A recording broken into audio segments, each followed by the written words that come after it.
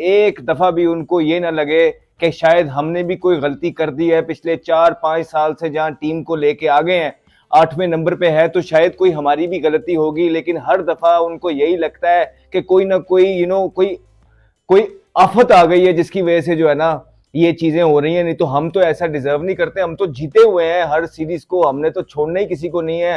हम हमसे अच्छा ना कोई बैट्समैन है, हमसे अच्छा ना कोई बॉलर है, ना कैप्टन है। तो ये तो कोई आफत आ गई है तो इस तरह का हो गया। इसी तरह के एक्सक्यूज पीछे सुनते ही जा रहे हैं हम शान मसूद से। और कितनी घटिया बैटिंग करके जा रही है पाकिस्तान की क्रिकेट टीम।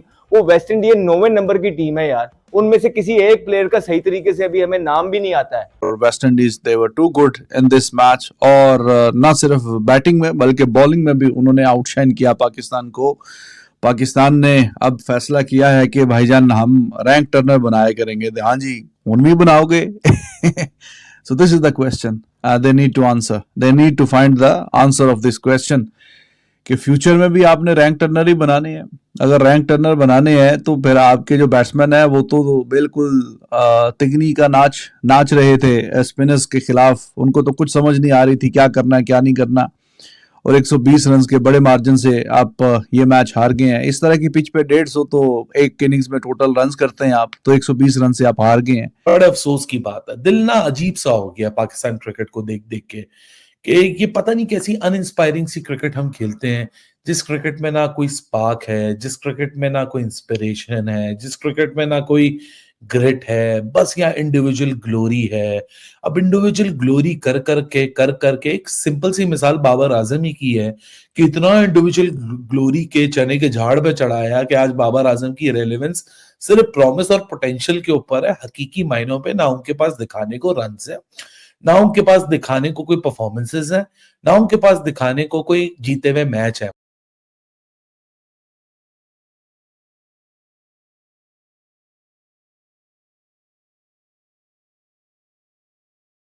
वैसे ही हुआ बिल्कुल जैसा एक्सपेक्टेड था। कोई हटके, कोई एक्स्ट्रा ऑर्डिनरी, कोई डिफरेंट किस्म का कोई काम हुआ नहीं। और West Indies they were too good in this match, और ना सिर्फ बैटिंग में बल्कि बॉलिंग में भी उन्होंने आउटशाइन किया पाकिस्तान को। पाकिस्तान ने अब फैसला किया है कि भाईजान हम रैंक टर्नर बनाया करेंगे। हाँ जी, उन भी बनाओगे? So this is the question they need to answer, they need to find the answer of this question कि फ्यूचर में भी आपने रैंक टर्नर ही बनाने हैं।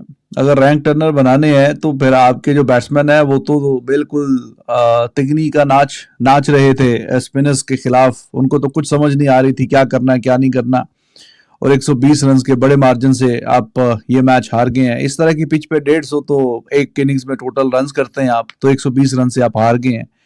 तो अभी वेस्ट इंडीज तो 9वें नंबर की टीम है जो आई है, तो उससे ऊपर जब की टीमें आएंगी तो फिर आपने क्या कमाल करने हैं। आए और एक्सक्यूजेस से भरी हुई प्रेस कॉन्फ्रेंस करके चले जाएं, जिसमें एक दफा भी उनको ये ना लगे कि शायद हमने भी कोई गलती कर दी है। पिछले 4-5 साल से जहां टीम को लेके आ गए हैं, 8वें नंबर पे है, तो शायद कोई हमारी भी गलती होगी, लेकिन हर दफा उनको यही लगता है कि कोई ना कोई कोई आफत आ गई है जिसकी वजह से जो है ना ये चीजें हो रही हैं। नहीं तो हम तो ऐसा डिजर्व नहीं करते, हम तो जीते हुए हैं हर सीरीज को, हमने तो छोड़ना ही किसी को नहीं है।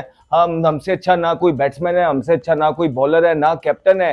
तो ये तो कोई आफत आ गई है तो इस तरह का हो गया। इसी तरह के एक्सक्यूज पीछे सुनते ही जा रहे हैं हम शान मसूद से। और कितनी घटिया बैटिंग करके जा रही है पाकिस्तान की क्रिकेट टीम। वो वेस्ट इंडियन 9वें नंबर की टीम है यार, उनमें से किसी एक प्लेयर का सही तरीके से अभी हमें नाम भी नहीं आता है। और जिस तरह की बैटिंग अपने आप को वो अप्लाई करके जा रहे हैं आप लोगों के स्पिनर्स के अगेंस्ट, आप आते हैं तो भीगी बिल्ली की तरह जो है ना ढेर होके चले जाते हैं। कोई सर ना पैर, अभी तक आपको टेस्ट क्रिकेट की टेक्निक तक नहीं पता लगी है कि टेक्निक होती क्या है, खेलना किस तरह है। आपके बल्ले अभी तक इतने टर्निंग पिच पे जो है ना साइड में, अब शान मसूद को सीधा बॉल हुआ है, सिगलर का नया बॉल है और स्पिनर का वो लाइन ही मिस कर गए हैं। सीधी की सीधी बॉल, मतलब यहाँ पे वो यहाँ खेल गए हैं।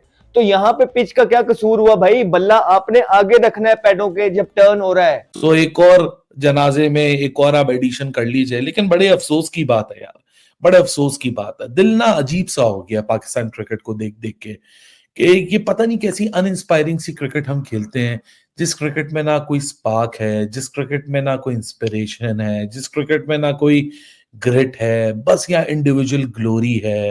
अब इंडिविजुअल ग्लोरी कर करके एक सिंपल सी मिसाल बाबर आजम ही की है कि इतना इंडिविजुअल ग्लोरी के चने के झाड़ पे चढ़ाया कि आज बाबर आजम की रेलेवेंस सिर्फ प्रॉमिस और पोटेंशियल के ऊपर है, हकीकी मायनों पे ना उनके पास दिखाने को रन्स है, ना उनके पास दिखाने को कोई परफॉर्मेंसेस है, ना उनके पास दिखाने को कोई जीते हुए मैच है। मतलब सितम जरीफी ये है कि अगर मैं शान मसूद, जो कि इस WTC साइकिल के पाकिस्तान के दूसरे कप्तान थे, क्योंकि 2 WTC साइकिल बाबर आजम ने निकाले, 1 WTC साइकिल शान मसूद ने निकाला। अगर मैं इसी करंट WTC साइकिल की बात करूं, शान मसूद भी एक डिसअपॉइंटमेंट रहा as a captain, as a batter. अगर मैं शान मसूद का नंबर देखूं तो उससे भी कोई 300-400 रन्स बाबर आजम के कम है। तो ये हकीकत इस पॉइंट पे आके खड़ी हो चुकी है कि यार सिर्फ उम्मीद आप सऊद शकील या मोहम्मद रिजवान से लगा के बैठ सकते थे। ये जो बॉलिंग डिपार्टमेंट है वो भी काफी ओवररेटेड है, टू बी वेरी ऑनेस्ट। मतलब अगर उनके जो बॉलर्स हैं वो इनसे ज्यादा बेहतर बॉलिंग कर गए हैं, ज्यादा आउट कर गए हैं, ज्यादा उन्होंने कंट्रोल के साथ बॉलिंग की है, रन्स उन्होंने कम दिए हैं, तो ना सिर्फ बैटिंग डिपार्टमेंट बल्कि बॉलिंग डिपार्टमेंट में भी बहुत ज्यादा काम करने की जरूरत है।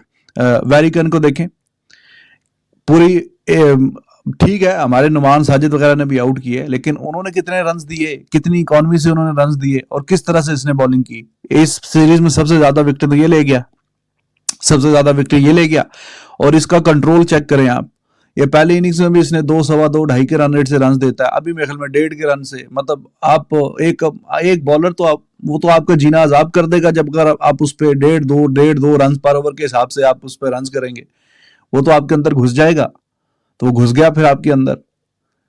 तो आपके जो बॉलर्स हैं, नुमान साजिद वगैरह ने आउट किए, लेकिन 4, 4.5 की इकॉनमी होती है। क्या 4, 4.5? तो आप 15-20 ओवर करेंगे, आप आउट कर लेंगे 4, 4, 5, 5, लेकिन आप 80, 85, 70, 70 रन दे देंगे। तो इस पिच में तो टोटल जो है एवरेज जो रन है एक टीम का वो है ही 150 से 170, 80 ये टोटल रन बनते हैं।